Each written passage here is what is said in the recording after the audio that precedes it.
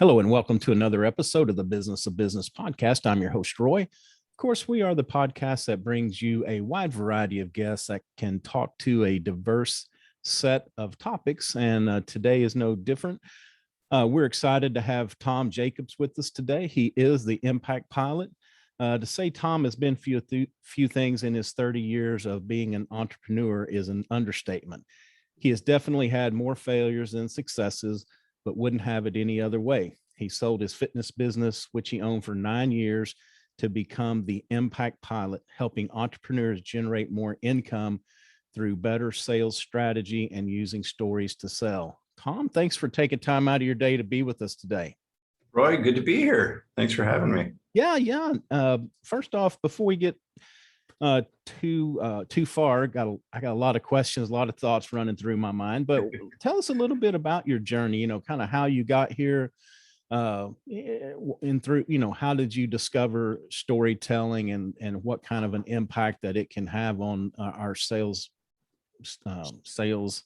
process? Yeah, no, that's a great question. Good lead in as well. I started I'm gonna let you tell us a good story to impact this. Oh yeah. No, I'll give you a couple good stories here.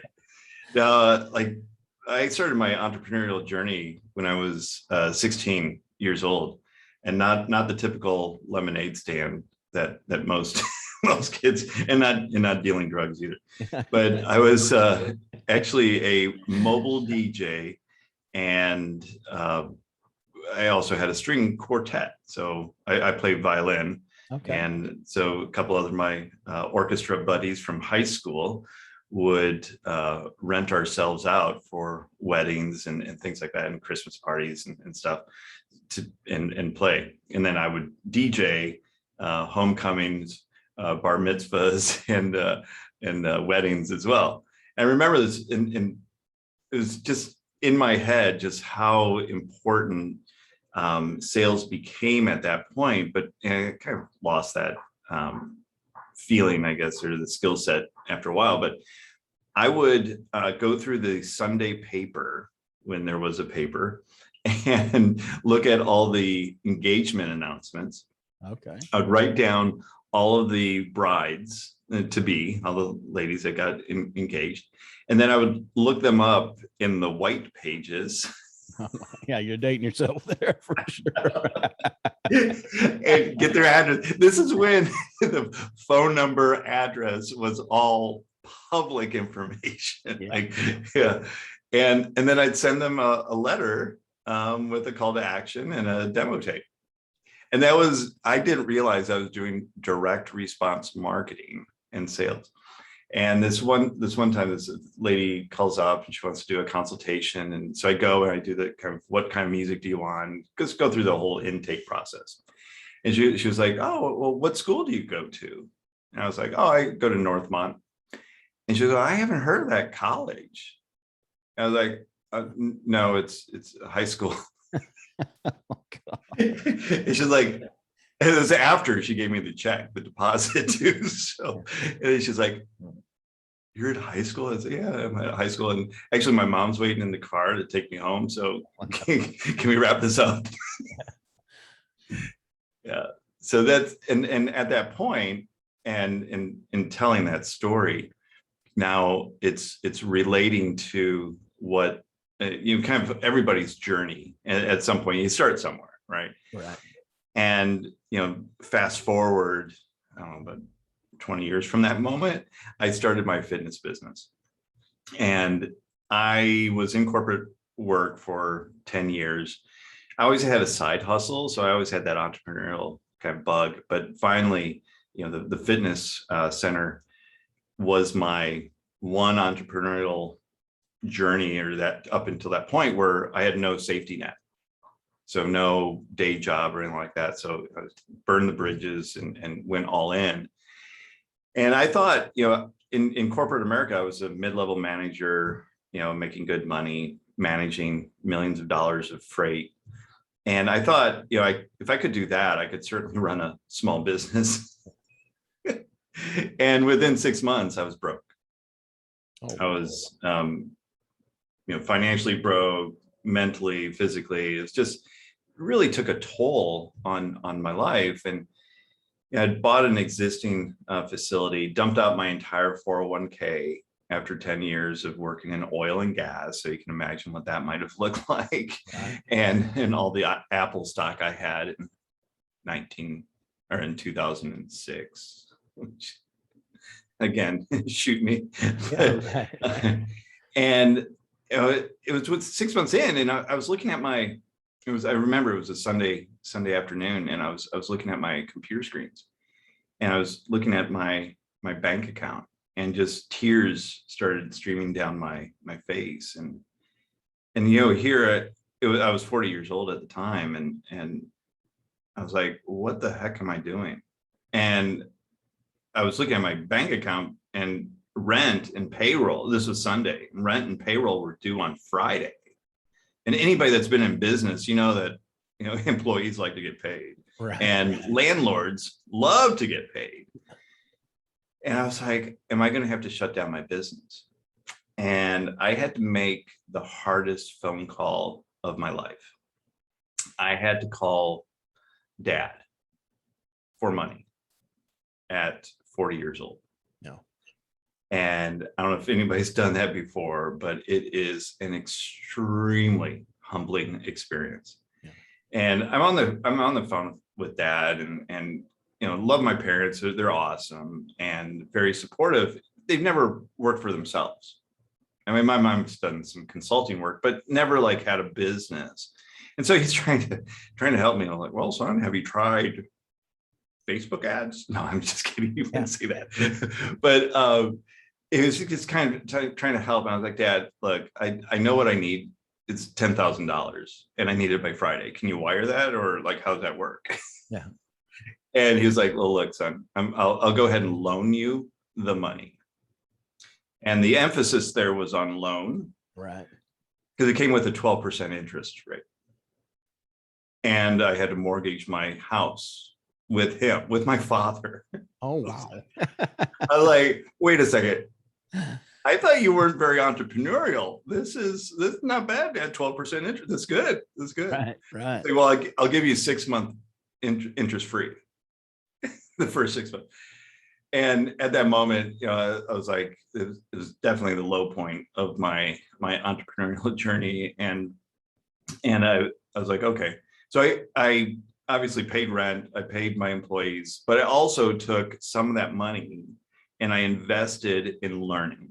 Because at that moment, I realized I didn't know everything that needed to be done in business. I didn't know sales. Sales was one thing that just like completely went away from me. And I invested in a sales program, and it completely transformed my business. And I was able to pay my dad off in 3 months. Oh, wow. That's completely awesome. Completely turned around. The first year of business, even with that first 6 months of being a complete disaster, I squeezed out about $100,000 in gross revenue. In the second year, I did just shy of 500,000. And it was all because I learned how to sell, but more importantly, how to sell with story. And it's not just my own story, but stories of clients and things like that. And that's why, like, I got really passionate about selling with story, doing presentations on stage to build a business. It just became kind of that thing that I did, and over the years, it's just grown and grown and grown. So now I teach people how to sell from stage, how to create those presentations, how to bring in their own personal story. Yeah. So one is kind of infotaining. and it's not just like a chronological story that bores people to tears, but rather moves them to tears oftentimes. And then relate that personal story back to whatever they're selling so that they ultimately sell. Yeah, because a couple of things, it sounds like that, I've got limited knowledge, so I'll place these more as questions and statements. But, I think we need to be relatable. People tend to buy from people that they like or people that they maybe see themselves in a little bit. So if we could take these personal stories, I think that it probably goes a lot further than me saying, well, I used to know Joe, lived down the street from me, and here's Joe's story. Sometimes I'm sure that's helpful and appropriate, but when we get the chance to tie our story into it, it probably exponential. Yeah, absolutely. And a lot of people that I work with, and I was this way as well. Why would I tell my story? It's not about me, it's about my client. So yeah, it is about your client. Your client needs to relate to you. Right. And we need to find a story. And it doesn't have to be a tragedy. You don't have to, be in a car accident, near life death experience or anything like that. But everybody has a journey and struggles along the way. And also it doesn't even need to be struggles. It could be like one of the most joyous occasions of your life. I have a couple stories about, moments in my life that were just super, super amazing. And sometimes I drop those stories in as well as a way of inspiring others. Yeah, because there used to be an old theory too that people bought on emotion and justified that with logic. And so Absolutely. I guess, again, as a question, part of what we want to do is try to get that emotional hook in. Absolutely. To not be relatable, but also to start building a little bit of rapport. Absolutely. That's not just a theory. That's the reality. People do buy on emotion and then back it up with logic. Right. So what are some good elements? I mean, I'm a non-writer writer. I mean, I love to write. I wish I was better at it. So, what are some good components of the storytelling, whether we're writing, whether we're up on stage or, sitting down across the desk from somebody in a sales presentation? Yeah, great question. So I use the hero's journey framework. Okay. So it's kind of public domain theory, and every good, and put the emphasis on good, Hollywood movie is goes back to the hero's journey. And I break it down into just a pretty simple framework. The first thing that you need to do is start it off with what I call an impact statement.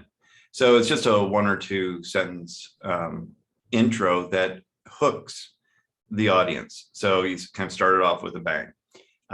When I tell the fitness center story, I always start with, I was sitting at my desk on a Sunday afternoon, looking at my computer, and tears started streaming down my face. Automatically with that, it's a hook, because people are like, that's odd. What's going on? And then you can go back in time and what led up to that moment, and then how you resolve that moment. And then within that, you have people that help you, and then, or people, things, or thoughts that help you, and then people, things, or thoughts that hurt you. Okay. And create that push and pull that we often go through. And that's the structure. And we go through that.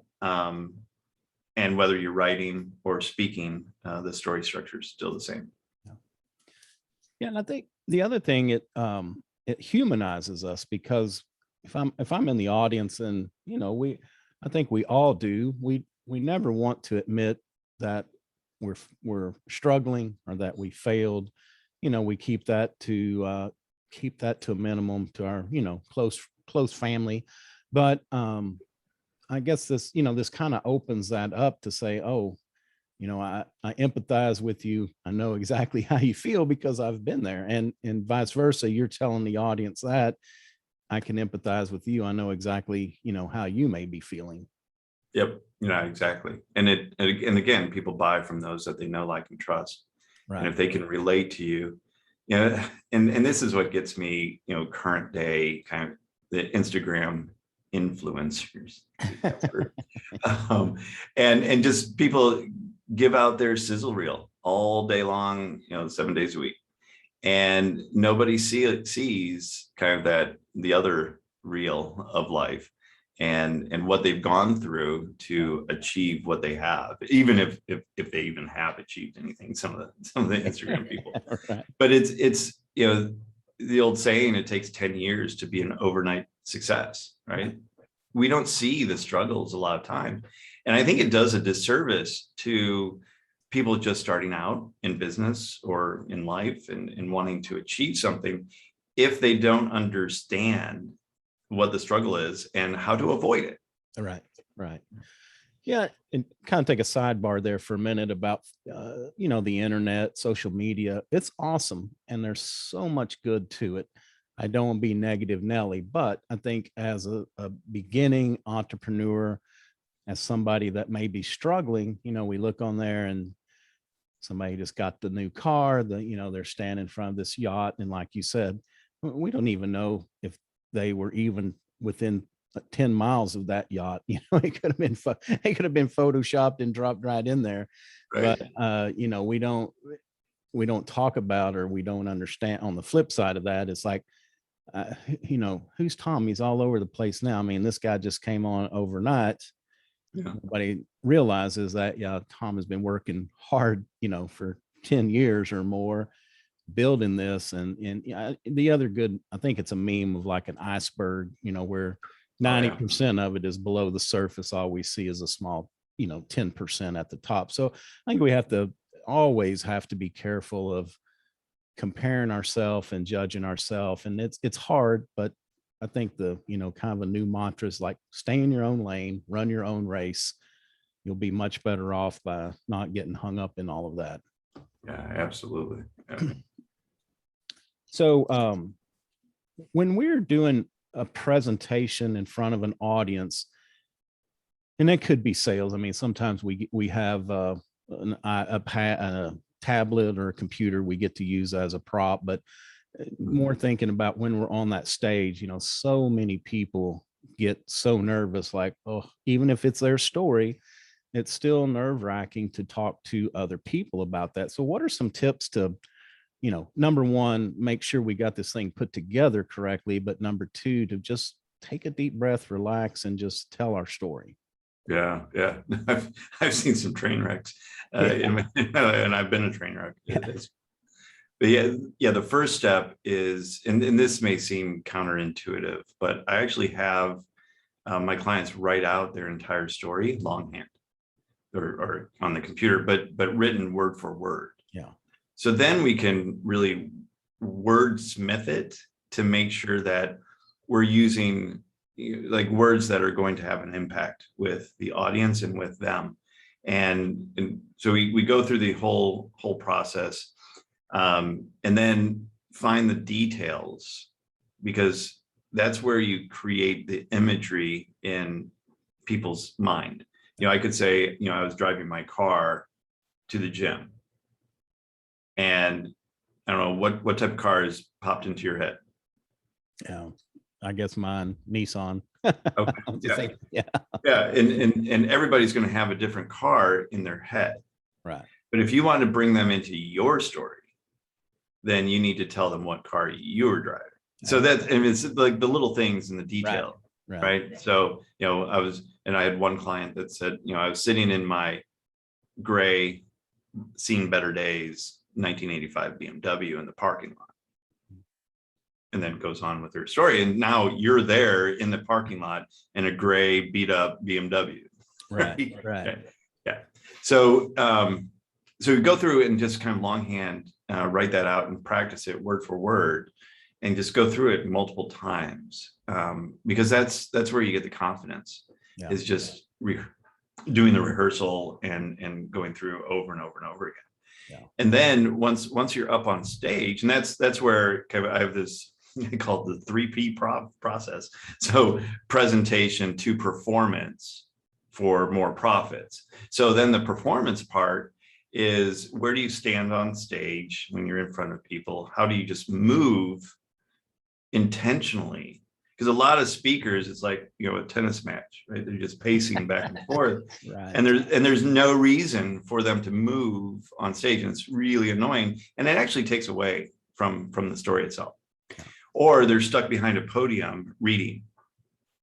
And again, that's a big no to do. So, but that comes with practice. And that's, there's nothing that will get by with just winging it, right? Yeah. You have to practice. You have to practice. And that's going to take the nerves away as well. You're going to be pretty confident. And it's your story, so you better not forget it. Right. Yeah, and I think and that's a great point about the details, because it's something a lot of us wouldn't even think about. It's like, yeah, I drove my car, but I think that really puts us in that car to where you can visualize, either you're in that situation and like, yeah, I get that, or I've been there before. I remember that, my old gray car. It really ties that together.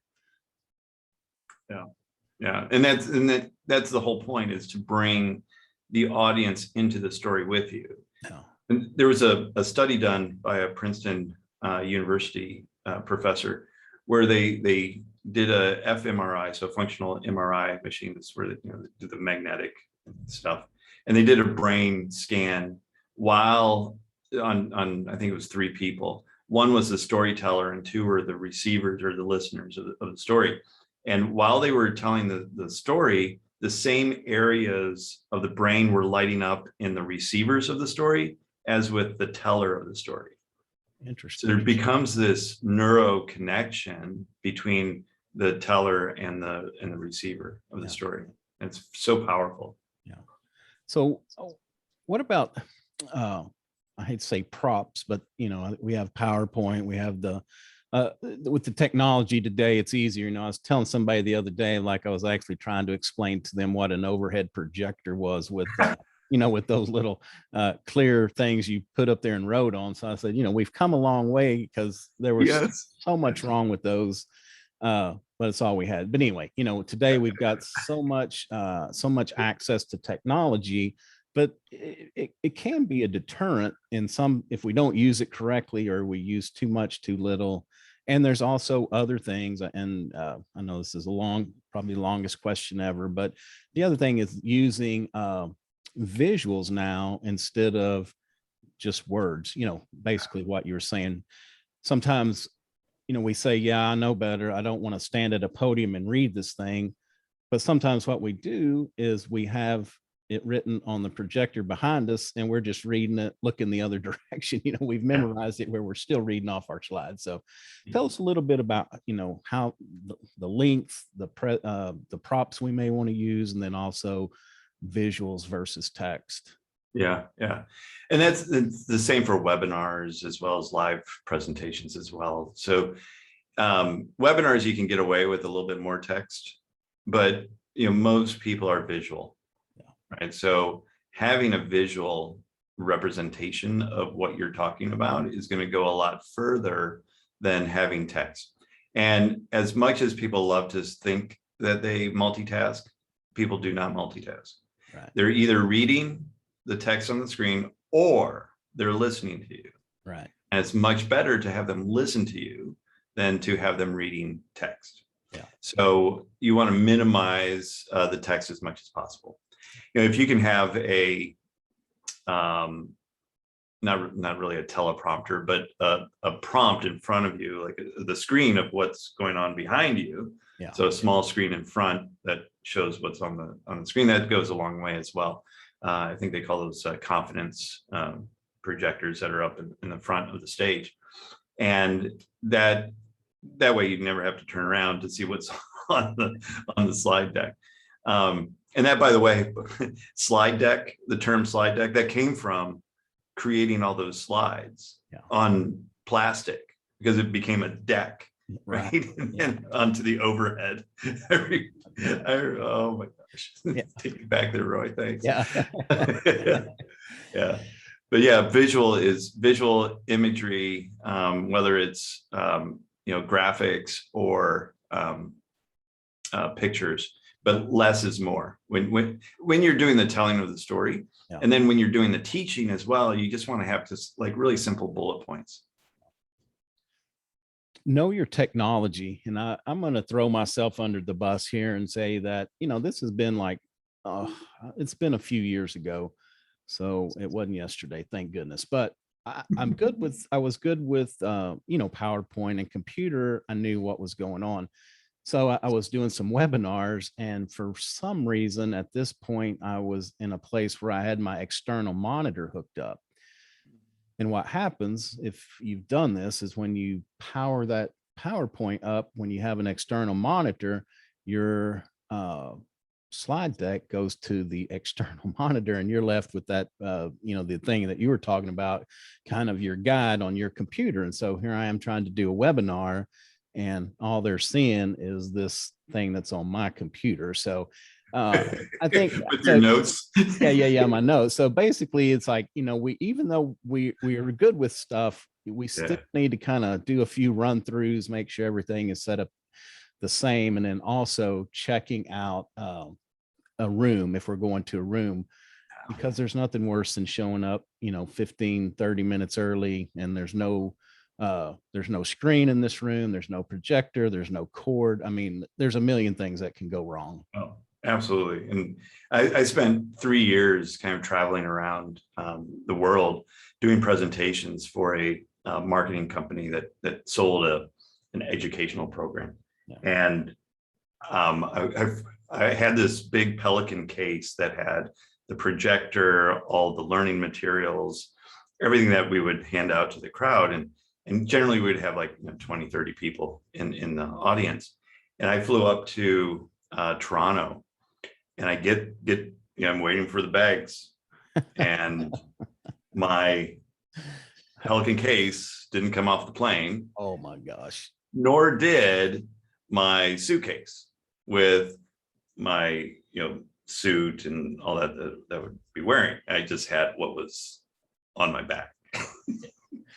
And I'm working with the airline to try, like, where is it? How's it going to get delivered? All that. Is it going to be delivered by 8 o'clock in the morning? So I go there to the hotel, and I'm like, okay, where's your printer? where's your business center? I need to print. But I tell you what, that was one of the best presentations that I ever gave, without any material, without any projector. And I closed more than half the room on the program. Yeah. Because I think they empathized with the fact that I didn't have any materials for that. Well, and I empathize on the luggage, because it wasn't quite that bad, but I've been, back in the old days, if something went bad, if you're on an overnight or fly in, fly out, you were just stuck. Mm-hmm. Because it seems like the world's open 24 hours a day now. But you go somewhere and you run a shirt, and it's just like you have to kind of walk in with your hand over the spot or whatever's wrong. And it was kind of cool the very first time when that happened. Had something got on it at dinner one night. I was actually able to go to a 24-hour, Walmart, and it wasn't the best of shirts, but at least it was clean, and, be able to go out and replace that. But, things have become much better over the years, that, for people that travel and not just being stuck and not having any access to, replace or get something like that. So yeah, that kind of takes me back to the being embarrassed to have to stand up in front of people with the big old like a barbecue stain. Yeah, I was thinking like a red sauce with Italian meatballs, where it's a big old dribble down your shirt. But yeah, nice. Yeah, but that's the moral of that is you always want to get in early. I always check the room out, make sure that the AV is working. Like if I'm doing a presentation and if I'm not the organizer of the event, I will always go the day before and just kind of check the room out. I call it marking the room. So I'll just like walk around the room and just kind of get the feeling of like, how much do I have to project, and what type of AV am I going to have? As a headset, as a lav mic, and just kind of play. Right. And you have the time, so you're not rushed. Yeah.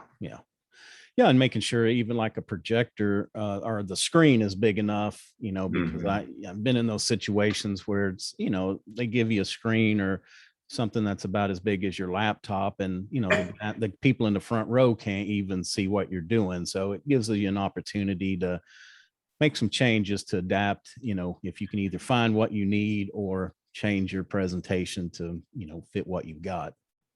Yeah, exactly.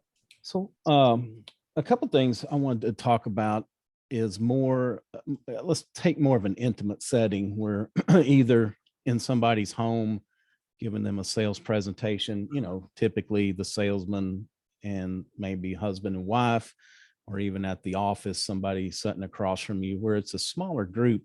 How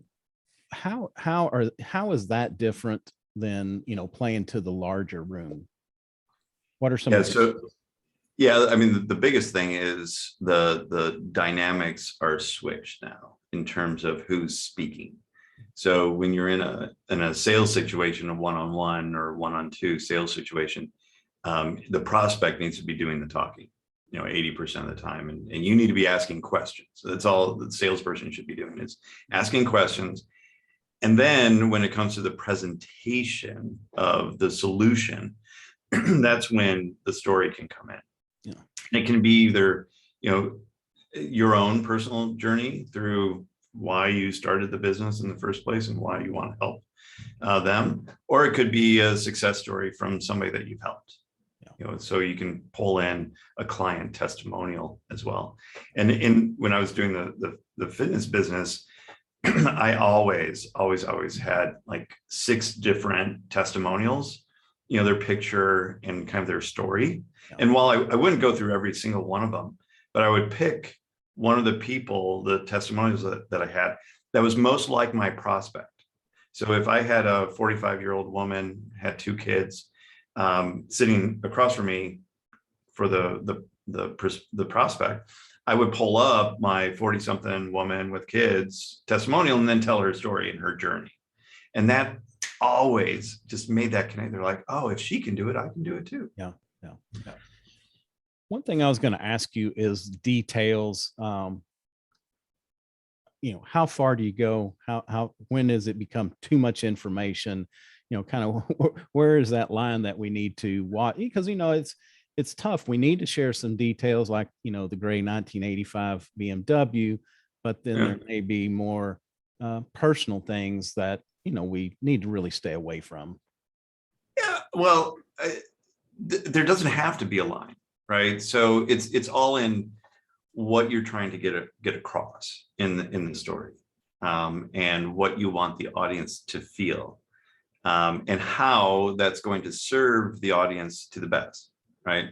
So if you go through and I'm just making this up, but go through and talking about, the 3 days you spent in jail and or what, or you got that DUI and blah blah blah, and it has no impact unless you put some unless you're an attorney that gets people off from DUIs, then it doesn't have any impact at all. Are you a bail bondsman? Yeah, right. So, I mean, I've had clients that talk about their suicide attempts, that talk about. I had one client that was a bodybuilder, or fairly well known in the strength industry, and she was saying, I don't know if I want to talk about my steroid use. I was like, I think you definitely need to, because it's something that obviously she wasn't doing now, but felt bad about, and wanted to kind of and go through that whole transformation. I was like, no, that I think we need to like really lean into that.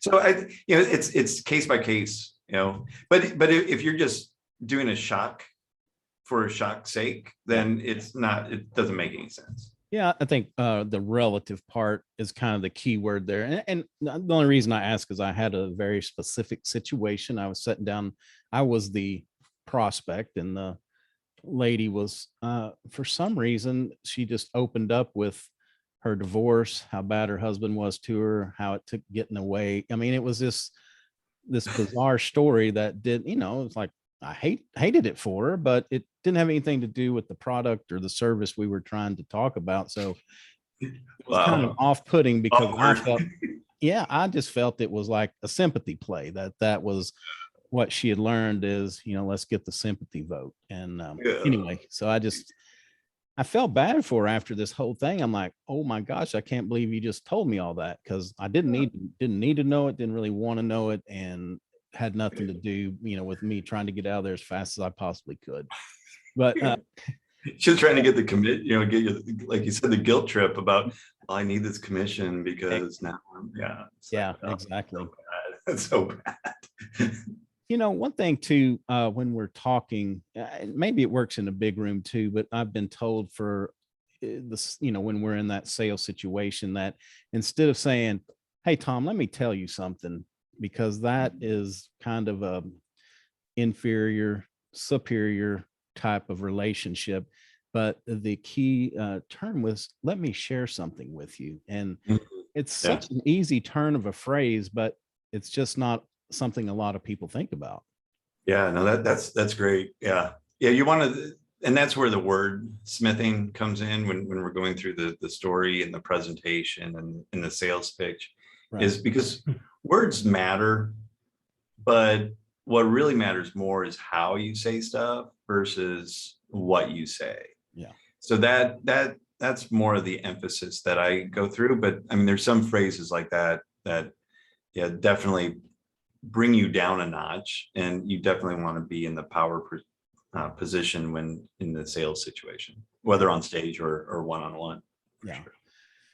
Yeah. And it's so, I think, like you said too, when we're in that one-on-one listening, we want to get our story out. We want to listen, but sometimes we could talk ourselves out of a sale, because I've listened to, I've, I've kind of monitored, it was a sales presentation I was just listening to the recording of, but it's like, okay, I've got this story I've memorized, or I've got this presentation, that contains my story and all this. So we get started, and like maybe it's 6 minutes long, and within a minute or 2 minutes, the people are like, "Oh man, that sounds good."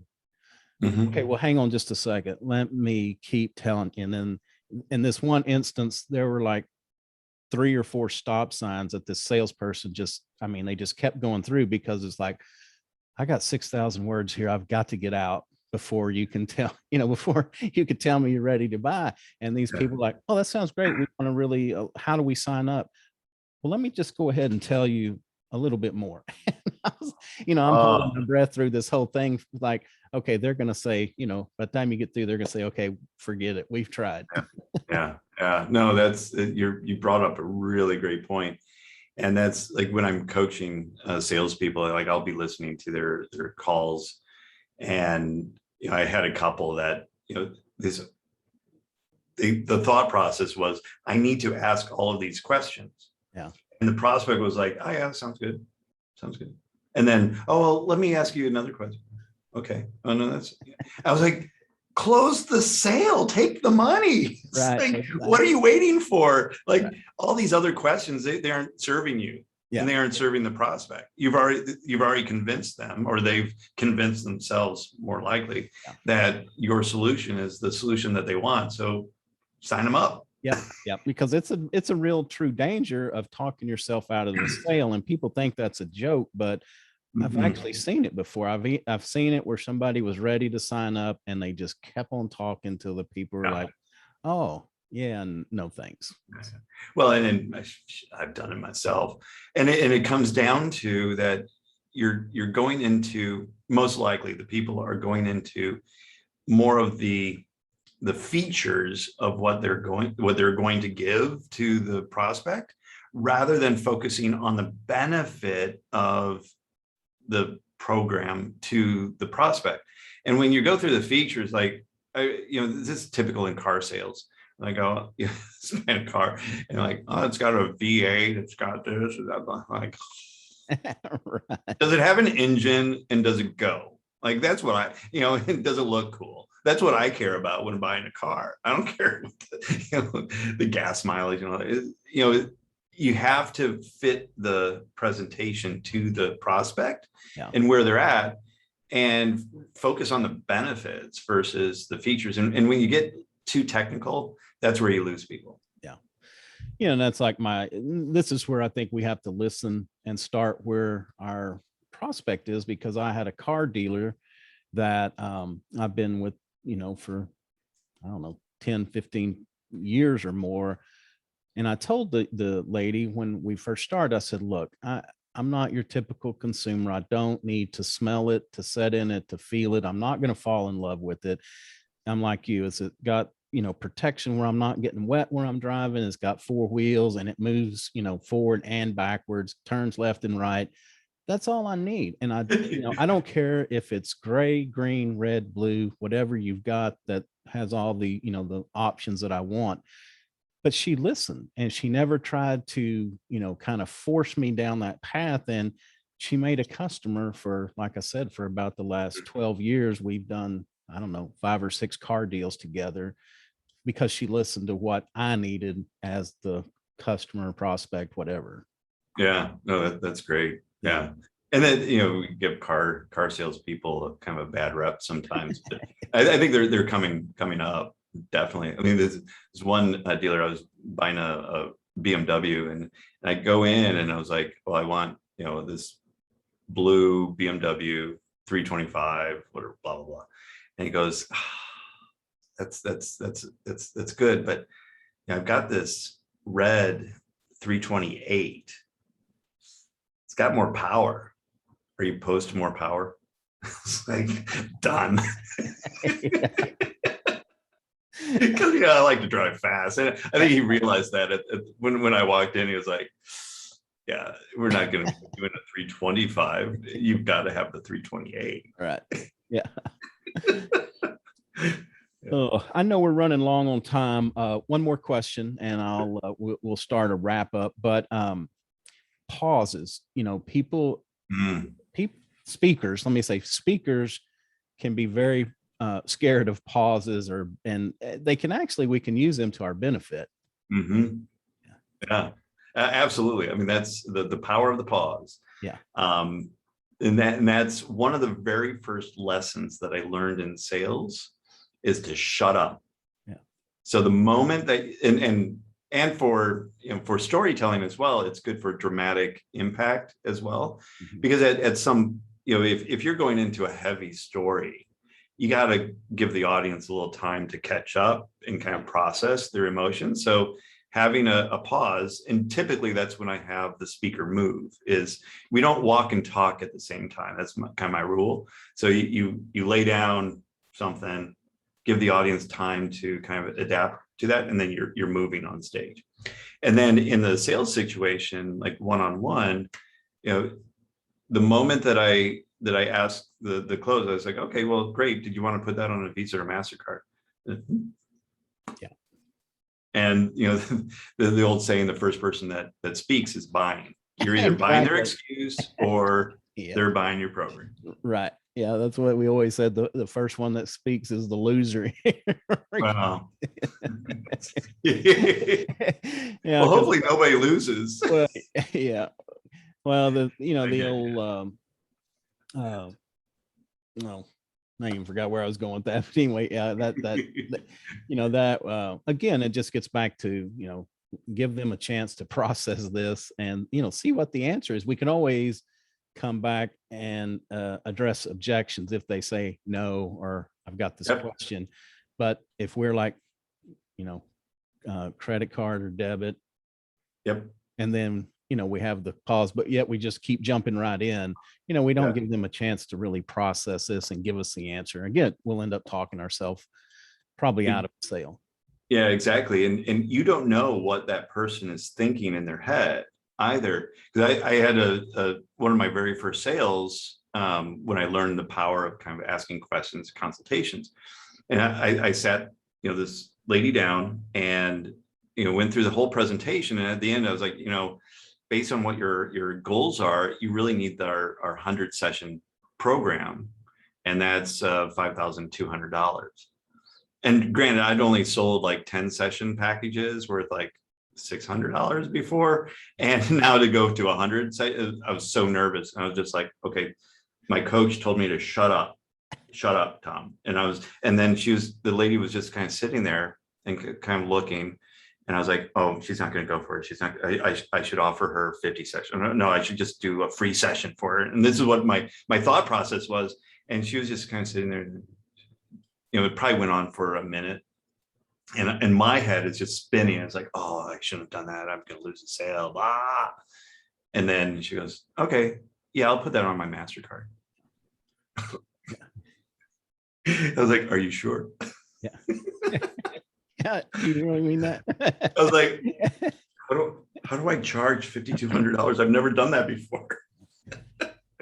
And I think the other thing too is a lot of times people will be like that. You want to do the 100, and then instead of giving them that minute to think about it and process it, it's like the very next thing is, I'll discount that 20% for you. If we just like jump right to the discount. And, I always say if we run specials or things like that, that's one thing, but we should never discount the value of our service. It needs to be priced right, because there's also this reverse psychology in that if you come back to me and say, I really need 20% off or this, or I don't want, whatever the features may be, sometimes it's just as beneficial to say, my service may just not be right for you.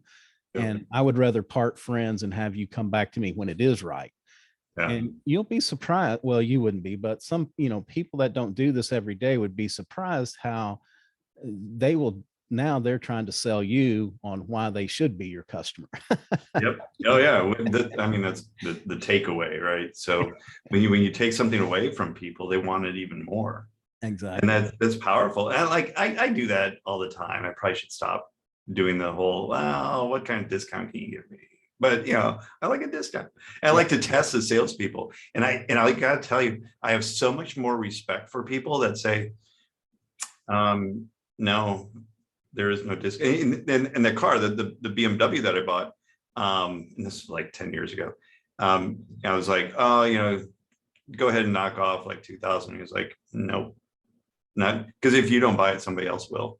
I was like, oh, damn. I was like, I was like, okay, fine. Right. Because at the end of the day, I mean, everybody kind of wants a deal, I think. But if you're showing tremendous value, then they'll accept your price. Yeah.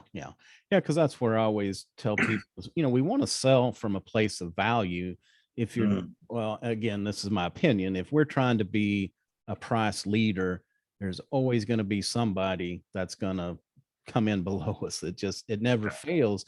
But what we want to do is we want to sell on value. Why am I may be higher than the next guy, but this is the value that I bring to the table, my experience, the quality, whatever that value proposition is.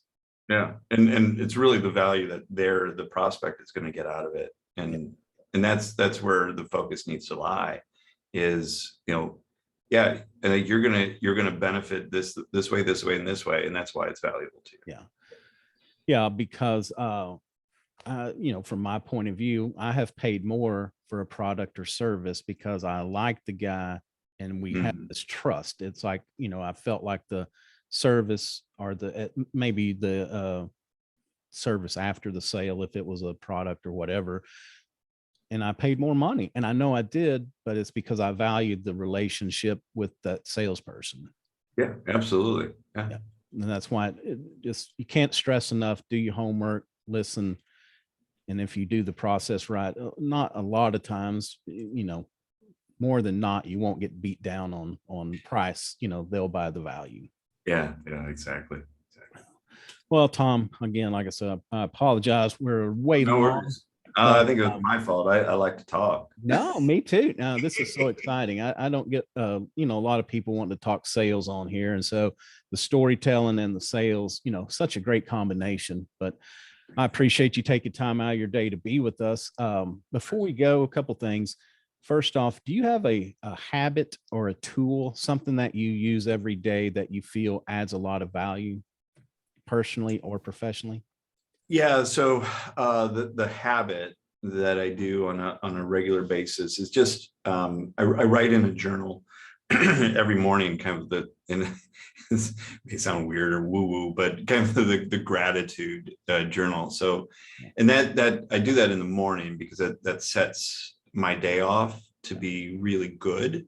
And I think a lot of people, myself included, wake up with a lot of like negative self-talk. Yeah. And by doing what I'm grateful for in my life, it just snaps it out and sets the day off right. No, that's perfect. And yeah, there's an old adage that are you going to have a good day or a bad day? And the answer is yes. It's whatever Yes. whatever you believe that you're going to have, you can make that come true. Yeah, absolutely. That's awesome. All right, Tom, tell everybody, how can they reach out, get a hold of you? Who do you like to work with? How can you help them? Yeah, so it's definitely for the storytelling. People are interested in learning that whole process. I actually have a little free gift. So it's the process of taking your own personal story and putting that into the hero's journey. So I have a little download PDF that I'd love to give to folks. Okay. And that's on my website, tomjacobs.com/storybook. And it's JACKOBS. So tomjacobs.com/storybook. You can download that and learn a little bit more about, and not only just learn, but actually put their story together in there as well. Okay. Great. Yeah, and we'll include all of that on the in the show notes as well, so they can reach out and get a hold of you. Great. All right. Awesome. Well, thanks so much again. We appreciate it. And y'all reach out to Tom, let him help you learn how to tell a good story.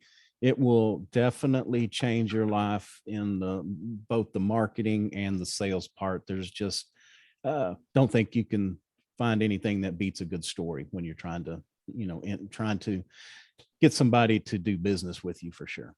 Yeah. Thanks, Roy. Hey, you bet. So that's going to do it for another episode of the Business of Business podcast. Of course, I am your host, Roy. We can be found at www.thebusinessofbusinesspodcast.com. We are on all the major podcast platforms, iTunes, Stitcher, Google, Spotify. If we're not on one that you listen to, if you'll reach out, I'd be glad to add that for you. Make it easier for you to listen. Also, we're on all the major social media platforms. Probably hang out on Instagram a little more than others. So reach out there. We'd be glad to interact with you. Also, a video of this interview will go up on our YouTube channel. So go check that out, as well as some of our other episodes. Until next time, take care of yourself and take care of your business.